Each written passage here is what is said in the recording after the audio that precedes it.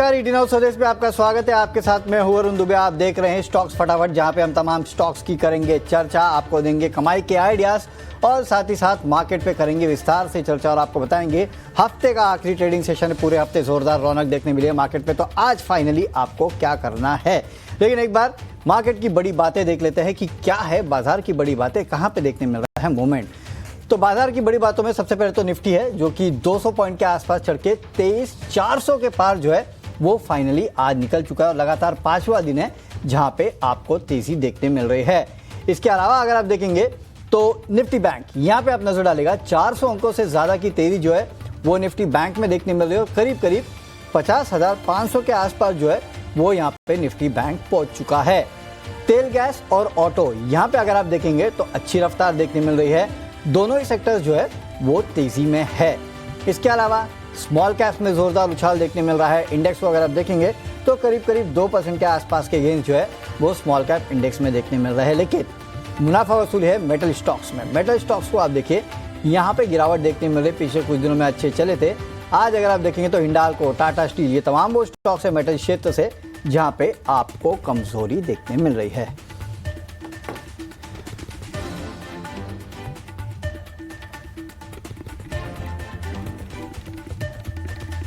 चलिए, लेकिन एक बार क्विकली मार्केट की तरफ देख लेते हैं कि फिलहाल मार्केट्स कहां पे ट्रेड कर रहे हैं। तो निफ्टी को अगर आप देखेंगे तो 23,370 के आसपास जो है वो यहां पे निफ्टी ट्रेड कर रहा है, तो अच्छे खासे गेन से। हालांकि एक समय था कि 23,400 के ऊपर जो है वो भी निफ्टी जा चुका था, तो अच्छी खरीदारी जो है वो यहाँ पे निफ्टी में देखने मिल रही है, या फिर मार्केट जो है वहाँ पे देखने मिल रहा है, क्योंकि लगातार नए नए लेवल जो है वो यहाँ पे मार्केट जो है वो फिलहाल ब्रेक करता हुआ नजर आ रहा है। और अगर आप देखेंगे तो 250 पॉइंट से ज़्यादा की रिकवरी जो है वो लो से यहाँ पे निफ्टी में देखने मिल रही है। और सेंसेक्स को भी देखिए, अगर आप देखेंगे डेज लो से करीब करीब 700 पॉइंट के आसपास की तेज़ी जो है वो यहाँ पे देखने मिल रही है सेंसेक्स में भी।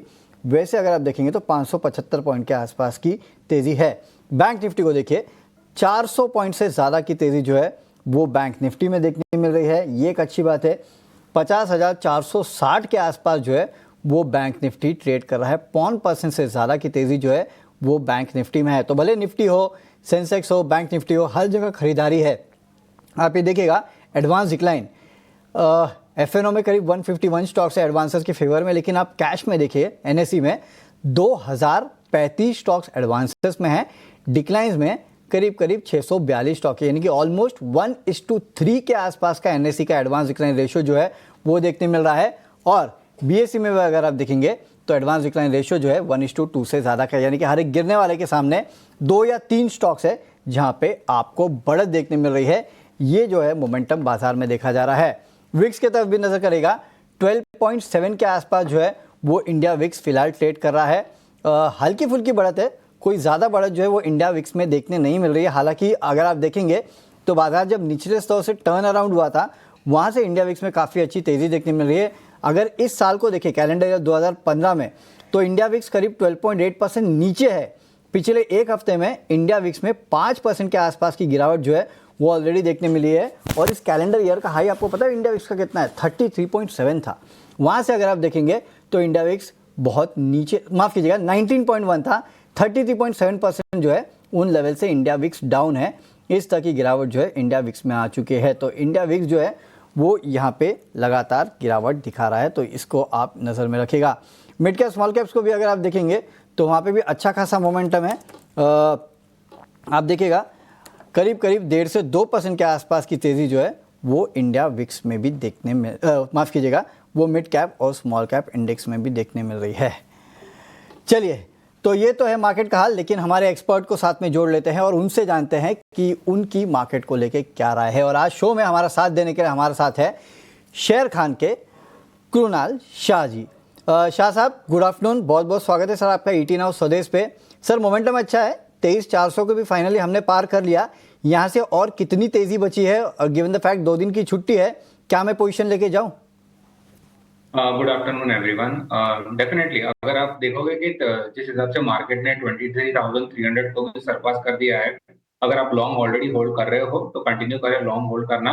हमें लगता है कि निफ्टी एटलीस्ट 23,500 520 के लेवल्स तक आ सकता है। सो यहाँ से भी अगर आप देखोगे, मैं स्पॉट लेवल्स की बात कर रहा हूँ निफ्टी की, सो यहाँ से भी और 150 पॉइंट की अपसाइड बाकी है, तो आप अगर लॉन्ग है तो होल्ड करके जाइए। ये जो मैं 23,520 का लेवल बोल रहा हूँ, वो उसका 100 डे मूविंग एवरेज है। तो वहाँ मुझे लगता है कि एक बार निफ्टी उस लेवल को टच करेगा, सो बाइंग मोमेंटम कंटिन्यू है। बैंक निफ्टी जहाँ तक बात है, 50,640 जो उसका प्रीवियस स्विंग हाई था, वो हमने आज ऑलमोस्ट टेस्ट किया है, 50,532 है। तो बैंक निफ्टी में मुझे लगता है कहीं न कहीं आपको शायद और 100 पॉइंट यहाँ से अपसाइड या 150 पॉइंट की अपसाइड और बची है। तो आप करंट लेवल्स पे भी बैंक निफ्टी को बुक कर सकते हो, या आप अगर होल्ड करना चाहते हो 150 पॉइंट और अपसाइड के लिए तो होल्ड कर सकते हो। बट बैंक निफ्टी में मुझे लगता है कि थोड़ी बहुत रैली स्ट्रेच हो चुकी है, शायद आपको 150 पॉइंट ना मिले, और तो बैंक निफ्टी में एटलीस्ट पार्शियल बुक करने की सलाह रहेगी कि आप 50% बैंक निफ्टी बुक कर दो अगर आप होल्ड कर रहे हो, रेस्ट आप कैरी कर सकते हो। निफ्टी को आप पूरा कैरी करिए, क्योंकि मुझे लगता है निफ्टी में अभी भी 23,500 तक की जगह है। निफ्टी को कैरी करने की यहाँ पे सलाह है, 23,500 के आसपास की जगह जो है वो फिलहाल निफ्टी में देखने मिल रही है। लेकिन बैंक निफ्टी को अगर आप चाहें तो अपनी पोजीशन जो है वो थोड़ी बहुत हल्की यहाँ पे कर सकते हैं, क्योंकि बैंक निफ्टी जो है वो निफ्टी जो है वो बेटर प्लेस है बैंक निफ्टी के मुकाबले। इसके लिए यहाँ पे राय यही आ रही है कि आप निफ्टी में पोजीशन रखेगा, बैंक निफ्टी में अपनी पोजीशन हल्की कर सकते हैं। लेकिन चलिए, अब वक्त हो चुका है हमारे स्पेशल सेगमेंट ट्रेड का चौका की।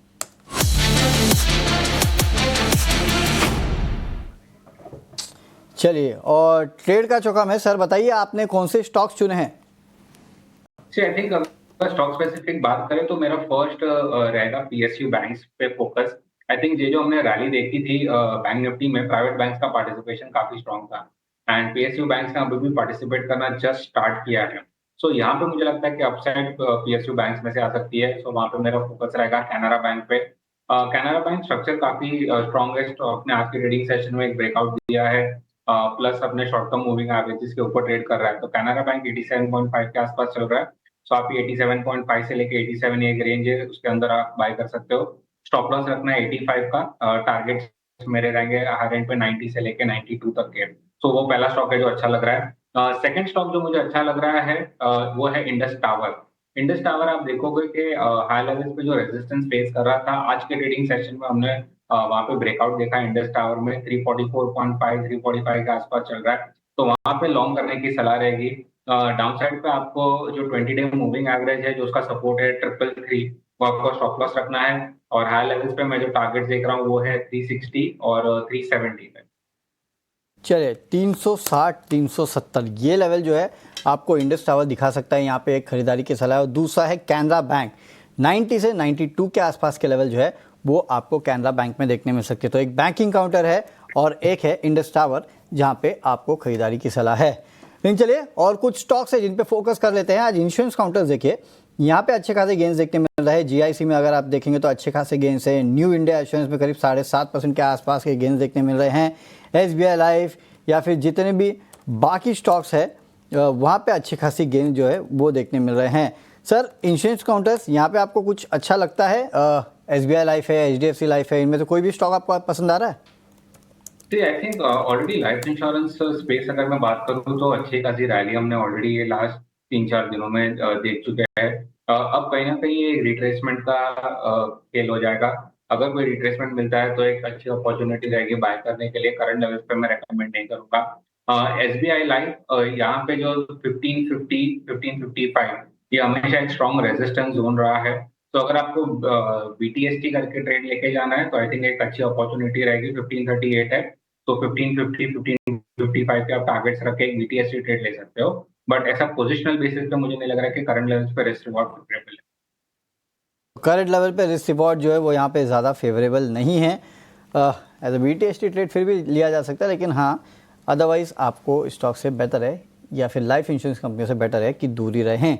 और एक स्टॉक है बीएचईएल। यहाँ पे देखिए अच्छी खासी तेज़ी इस काउंटर में भी देखने मिल रही है। इनको एलओआई मिला है जीएसईसीएल से, ईपीसी पैकेज है उसके लिए इनको एलओआई जो है वो मिला है। और इसका इम्पैक्ट जो है बीएचईएल पे देखने मिल रहा है, करीब करीब 211 के आसपास जो है वो बीएचईएल ट्रेड कर रहा है।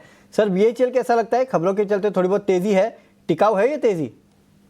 आई थिंक स्टॉक में स्ट्रक्चर बुलिश है। यहाँ पे हमने ब्रेकआउट देखा था 3 दिन के पहले ट्रेडिंग सेशन में, और वहां से आज फॉलोअप मूव दिखा है।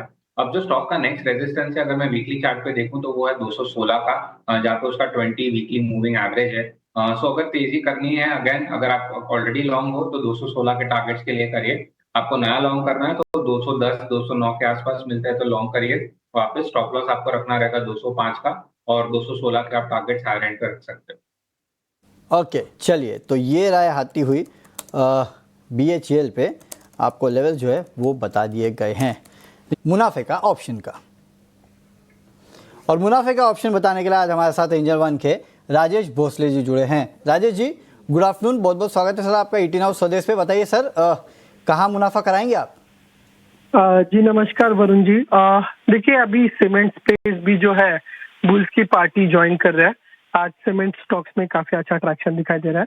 अंबुजा सीमेंट अगर आप देखें तो फ्रेश वॉल्यूम्स और काफी अच्छे लॉन्ग फॉर्मेशन के साथ आज मोमेंटम दिखाई दे रहा है। तो अंबुजा सीमेंट का 515 का कॉल मार्च सीरीज का बाय कर सकते हैं। 6.5-7 रुपए के रेंज में बाय करना है। स्टॉप लॉस रखना है 0.90 का और टारगेट रहेगा 17 रुपए का। लॉट साइज है 900 का, तो maximum loss as per the stop loss होगा 5040 का एंड टारगेट प्रोबेबिलिटी होगी 9450 की। ओके, चलिए, सर 0.90 का स्टॉप लॉस रखने का क्या लॉजिक है? मतलब अगर आप समझा सके, मैं 1 रुपए का ना रख लूँ? राजेश जी, 1 रुपया साइकोलॉजिकल लेवल के हिसाब से 1 रुपए के नीचे रख लिया था। ओके ओके, चलिए ठीक है। राजेश जी, बहुत बहुत शुक्रिया हमारे साथ जुड़ने के लिए और ये बेहतरीन ऑप्शन स्ट्रैटेजी समझाने के लिए। तो अंबुजा सीमेंट 515 का कॉल ऑप्शन जो है वो आपको यहाँ पे खरीदना है। 6.5 से 7 के आसपास ट्रेड कर रहा है, खरीदेगा 17 रुपए के आसपास के टारगेट आपको देखने मिलेंगे और 90 पैसे का आप एक स्टॉप लॉस भी रखिएगा अंबुजा सीमेंट के इस कॉल ऑप्शन में। लेकिन हाँ, क्योंकि ऑप्शन स्ट्रैटेजी है, इसके लिए आपको डिस्क्लोजर देना काफ़ी ज़रूरी है। एक तो स्टॉप लॉस आपको काफ़ी स्ट्रिक्टली फॉलो करना है और सेबी की स्टडी कहती है कि FNO ट्रेडिंग में 10 में से 9 लोग जो है वो नुकसान करते हैं, तो औसतन नुकसान जो है 50,000 रुपये का भी होता है। चलिए, तो FNO की हमने बात कर ही ली है, तो FNO पे थोड़े और विस्तार से चर्चा करते हैं, क्योंकि मार्केट रेगुलेटर सेबी जो है वो ऑप्शंस ट्रेडिंग के नियमों में बदलाव कर सकता है। सूत्रों के मुताबिक सेबी इंडेक्स ऑप्शन में इंट्राडे ग्रॉस लिमिट जो है उसको बढ़ा सकता है। पूरी खबर जानते हैं हमारे सहयोगी अंकुर मिश्रा से। अंकुर, बताइए किस मूड में है सेबी, क्या करने वाला है? जी हाँ, सूत्रों से मिली जानकारी को माने तो मार्केट रेगुलेटर सेबी लगातार स्टेक होल्डर से मिल रहे हैं और कोशिश यही जारी है कि मार्केट में ईज कैसे हो, यानी कि जो पिछले कुछ नियम रहे हैं पिछले 2 साल 3 साल या 5 साल में, जहां पर मार्केट को परेशानी हो रही थी, स्टेक होल्डर्स को परेशानी हो रही थी, तो वो सारे स्टेक होल्डर्स से मुलाकात ज़रूर हुई है। हमें जानकारी मिली है कि एक्सचेंजेस के ऑफिशियल से मुलाकात हुई है, FPIs के जो रिप्रेजेंटेटिव्स हैं वो जाके मिले हैं और साथ ही साथ AIFs के रिप्रेजेंटेटिव्स के साथ मुलाकात सेबी की हुई है। अब इसका असर क्या हुआ है? सूत्रों की माने तो FPI डिस्क्लोजर नॉर्म्स में आप देख सकते हैं कि बदलाव करने की तैयारी हो रही है। आपको याद होगा कि 18 हाउस स्वदेश पर हमने लगातार जानकारी दी थी किस तरीके से कई सारे जो FPIs थे वो शिकायत कर रहे थे कि उनके जो डिस्क्लोजर नॉर्म्स है बहुत ही रिजिड हो गए हैं, जो कि 25,000 करोड़ रुपए से ऊपर का अगर कहीं FPI में एक्सपोजर है तो आपको ग्रैनुलर डिस्क्लोजर देने पड़ेंगे। यहां पर अब ये लिमिट बढ़ाकर 50,000 करोड़ करने की योजना है। एक और बड़ी जो दिक्कत आ रही थी वो आ रही थी मार्जिन्स को लेके। सूत्र में बता रहे हैं कि ओवरऑल मार्जिन्स में तुरंत बदलाव होना तो थोड़ा मुश्किल है, लेकिन राहत कहां पे आ सकती है? राहत आ सकती है ऑप्शंस में। यहां पर सेबी जरूर विचार कर रहा है कि अगली जो बोर्ड बैठक होने वाली है वहां पर विचार किया जाए कि ऑप्शंस की जो मार्जिन है उसमें क्या रियायत दी जा सकती है। तो जब से तुहिन कांता पांडे जी ने कार्यभार संभाला है, उन्होंने सारे स्टेक होल्डर्स से मुलाकात की है। ये सारे जो फैसले हैं आप देख सकते हैं बहुत ही जल्द सेबी की बोर्ड में डिस्कस हो सकते हैं और बाद में जो मार्केट की जो शिकायतें थी वो दूर करने की कोशिश शुरू ऑलरेडी हो चुकी है। शुक्रिया अंकुर, ये पूरी डिटेल्स हम तक पहुंचाने के लिए, विस्तार में समझाने के लिए कि सेबी के आगे के प्लान्स क्या है, खासकर FNO मार्केट को लेके। तो देखिए, कुछ बड़े कदम जो है यहाँ पे सेबी उठा सकती है एफ मार्केट को लेके, तो इस पे आप पैनी नज़र रखेगा। हमारे रिपोर्टर जो है वो तो लगातार नज़र रख ही रहे हैं। लेकिन चलिए हमारे गेस्ट के पास चलते हैं। शाह साहब, आप देखिए काफ़ी सारे स्टॉक्स आज चर्चा में है, खासकर मन्नपुरम फाइनेंस आज सबसे ज़्यादा चर्चा में है। और वैसे तो बेन कैपिटल इसमें हिस्सेदारी खरीद रहा है, 18% के आसपास की हिस्सेदारी खरीदेगा, उसके बाद हिस्सेदारी और बढ़ाएगा, 4,400 करोड़ रुपए के आसपास का निवेश करेगा। लेकिन थोड़ी देर पहले एक और खबर आई कि S&P ने दरअसल भरोसा जताया है मन्नपुरम फाइनेंस पे, और वो कह रहे हैं कि पहले भी अच्छी रेटिंग थी, अभी भी अच्छी है। पहले स्टॉक 4-5% ऊपर था, अब देखिए 8% के आसपास की रैली दिखा रहा है, 235 के आसपास है। एक बात बताइए सर, क्योंकि 235 पे ओपन ऑफर 236 पे है, तो स्टॉक यहाँ से और भागेगा, इसमें क्या करना चाहिए? आई थिंक मन्नपुरम अगर आप देखोगे आज के ट्रेडिंग सेशन में स्पेसिफिकली जिस हिसाब से रैली आई है, मेरे हिसाब से करंट लेवल्स पे कोई एंट्री पॉइंट बनता नहीं है।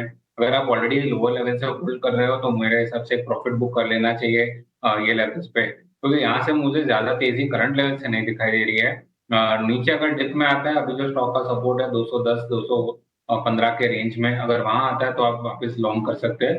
करंट लेवल्स पे आप ऑलरेडी होल्ड कर रहे हो तो एटलीस्ट बुक कर दीजिए। फ्रेश एंट्री ये लेवल्स पे मैं रेकमेंड नहीं करूंगा। फ्रेश एंट्री इन लेवल्स पे रिकमेंडेड नहीं है। वैसे भी याद रखिए ओपन ऑफर का प्राइस 236 रुपये है और ऑलरेडी स्टॉक जो है वो 235 रुपये के आसपास आ चुका है। तो अपसाइड कितना है ये कहना मुश्किल है, एटलीस्ट जब तक ये ओपन ऑफर चलेगा तब तक वेट एंड वॉच में रहे तो ज़्यादा बेटर होगा। लेकिन चलिए आगे बढ़ते हैं और कुछ और स्टॉक्स पे चर्चा कर लेते हैं। और इसमें देखिए मार्केट रिलेटेड स्टॉक्स जो इनमें लगातार तेजी देखने मिल रही है। BSE है, इसमें आज अच्छे खासे गेंस देखने मिले, खासकर 3-3.25% के आसपास के। शाह साहब, पिछले कुछ दिनों से BSE जो है, BSE लिमिटेड की मैं बात कर रहा हूँ, लगातार गिर रहा था, उसके बाद अब यहाँ पे तेजी जो है स्टॉक में शुरू हो चुकी है। क्या ये बॉटम आउट हो चुका है, और अगर हाँ तो यहाँ से तेजी और कितनी जाएगी आगे? यहाँ से मुझे बॉटम आउट के सिग्नेचर तो नहीं दिखा रहे दे रहे, क्योंकि जो हायर लेवल्स पे हमने इनफैक्ट टॉप आउट कर दिया था, वहां से हमने करेक्शन देखा, तो ये करेक्शन का जो एक रिट्रेसमेंट लेवल है, हमने वो रिट्रेसमेंट देखा है स्टॉक में। एंड आई थिंक वो रिट्रेसमेंट के बाद वापस एक डाउन मूव स्टार्ट होगा। तो मुझे नहीं लगता है कि बॉटम आउट हो चुका है स्टॉक। इनफैक्ट ये जो गिरा है, जो टॉप आउट हुआ है, उसकी एक पुल बैक रैली है। यहाँ पे एक अपॉर्चुनिटी आपको मिल रही है एग्जिट करने के लिए, तो आप एग्जिट करिए हाई लेवल्स पे। अगर कोई भी बाउंस और भी आता है तो वो एक अपॉर्चुनिटी रहेगी एग्जिट करने के लिए। डाउन साइड पे मुझे लगता है वापस स्टॉक 4000 के लेवल टेस्ट करने आएगा। ओके, चलिए तो ये राय आती हुई BSE लिमिटेड पे। लेकिन कुछ और स्टॉक्स है जहाँ पे इंटरेस्टिंग ट्रेंड्स देखने मिल रहे हैं, तो वहाँ पे हम एक बार नजर डाल देते हैं। और आज देखिए मेटल्स और माइनिंग, ये एक ही स्पेस है जहाँ पे दबाव देखने मिल रहा है। नाल्को, NMDC जैसे काउंटर्स है जहाँ पे गिरावट देखी जा रही है। सर, मेटल्स में आज दबाव है, कुछ खरीदने लायक है, खासकर नाल्को, NMDC जैसे काउंटर जो है, यहाँ पे क्या करें बताइए sir? I think Nifty metals, अगर मैं पहले तो लॉन्ग टर्म चार्ट की बात करूँ तो यहाँ पे हमें लगता है कि एक बहुत अच्छा बॉटम ऑलरेडी इन प्लेस है। हमने एक अच्छी रैली देखी है। मेटल एज सेक्टर भी आप देखोगे तो हार्ट ऑफ हाई बॉटम बना रहे टेक्निकल चार्ट्स पे। तो यहाँ पे जो मेटल इंडेक्स है करंटली 9176 के आसपास चल रहा है। अब जो मेटल इंडेक्स का सपोर्ट बन चुका है वो है 9000 का। तो अगर 9000 के आसपास इंडेक्स आता है तो वापस बाइंग के अपॉर्चुनिटीज बनेंगे मेटल एज स्पेस में, तो उसको आप यूटिलाइज तभी कर सकते हो। यहाँ से मेरा जो प्रेफर्ड काउंटर रहेगा, जो डिप्स पे बाय करने की सलाह रहेगी, वो है टाटा स्टील। टाटा स्टील ने ऑलरेडी एक बहुत अच्छी रैली देखी है, एक ट्रेंड रिवर्सल हमने देखा है स्टॉक में। टाटा स्टील का जो अभी सपोर्ट बन चुका है वो है 153 154 के जोन के आसपास। 157.5 करंटली चल रहा है, तो अगर ये जोन पे आता है तो एक वापस फ्रेश एंट्री लेने की सलाह रहेगी। वहां पे 148 का स्टॉप लॉस लगाइए और वापस स्टॉक आपको 165 170 के लेवल्स बता सकता है। ओके, चलिए तो ये राय आती हुई टाटा स्टील या फिर बाकी मेटल स्टॉक जो है उनमें आपने ये सुनी। ऑयल एंड गैस क्षेत्र की कंपनियां, यहाँ पे भी अगर आप देखिए तो अच्छा खासा मोमेंटम है, खासकर oil marketing companies HP, BP, IOC में आज तेजी है। गेल में अच्छे खासे गेंस देखने मिल रहे हैं। ONGC का स्टॉक जो है वो अच्छी खासी तेजी दिखा रहा है। शाह साहब, इनमें से कुछ पसंद आता है? और ऑयल मार्केटिंग कंपनी और स्पेसिफिकली ऑयल एंड गैस क्षेत्र की कंपनियों में कोई बेट करने लायक स्टॉक है? I think definitely oil and gas as a space काफी अच्छा लग रहा है। हमने 3 दिन से जो इंडेक्स है निफ्टी एंड ऑयल गैस में, उसमें हमने जो टेक्निकल टर्म्स पे बोलते हैं 3 वाइट सोल्जर्स की पैटर्न देखी है, तो ये बहुत एक बुलिश रिवर्सल पैटर्न है पूरे सेक्टर के लिए। तो यहाँ पे मेरा व्यू रहेगा बुलिश हिंदुपेट्रो पे। स्टॉक ने आज के ट्रेडिंग सेशन में ब्रेकआउट दिखाया है, जो उसका प्रीवियस स्विंग हाई था 343 342, उससे ऊपर ब्रेकआउट दे दिया है। तो यहाँ पे तेजी और भी बढ़ सकती है हिंदुपेट्रो में। जो शॉर्ट टर्म के टारगेट्स मुझे दिखाई दे रहे हैं वो उसका 100 डे मूविंग एवरेज जो है 364, तो करंटली 349 350 के आसपास चल रहा है, करंट लेवल्स पे ले सकते हो। स्टॉप लॉस आपको रखना रहेगा 343 का, टारगेट्स रहेंगे मेरे 360 के। चलिए, तो यहाँ बीपीसीएल ये स्टॉक है, इस पे आप बैट कर सकते हैं। ऑयल एंड गैस क्षेत्र की कंपनियां वैसे भी अच्छी लग रही है। चलिए, वक्त हो चुका है इस शो को रैप अप करने का। शाह साहब, सबसे पहले तो कोई डिस्क्लोजर? जितने भी हमने स्टॉक डिस्कस किए हैं उसमें से मैंने मेरे क्लाइंट्स को डेफिनेटली सजेस्ट किए रहेंगे, बट मेरे पर्सनल कैपेसिटी में कोई पोजीशन नहीं। चलिए, बहुत बहुत शुक्रिया शाह सर आज हमारे साथ जुड़ने के लिए और इस शो में हमारा साथ देने के लिए। इस शो को यही रैप अप करेंगे। अगले शो के लिए आप बने रहिए 18 सदस्य के साथ। लेकिन हाँ, जाते जाते आपको वीआईपी शेयर बता देते हैं, क्योंकि हमने प्रॉमिस किया था कि वीआईपी शेयर आपके लिए लेके आएंगे। तो जेएम फाइनेंशियल के नीरव वोरा जी ने हमें वीआईपी शेयर दिया है और आज का वीआईपी शेयर है अंबुजा सीमेंट। यहाँ पे आप खरीदारी करके चलेगा, आपको 514 515 के आसपास स्टॉक मिल रहा है। 635 के लेवल जो है वो आपको अगले एक साल में देखने मिल सकते हैं। तो अंबुजा सीमेंट ये हमारा है आज का वीआईपी शेयर। चलिए, हमें दीजिएगा इजाजत। अगले शो के लिए आप बने रहिए 18 सदस्य के साथ। नमस्कार।